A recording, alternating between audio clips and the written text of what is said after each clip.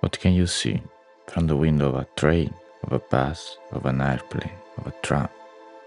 Changing landscapes, people waiting, people leaving, sunsets, sunrises, station full of people, abandoned places. Behind all this, we have seen an opportunity. We have seen the future.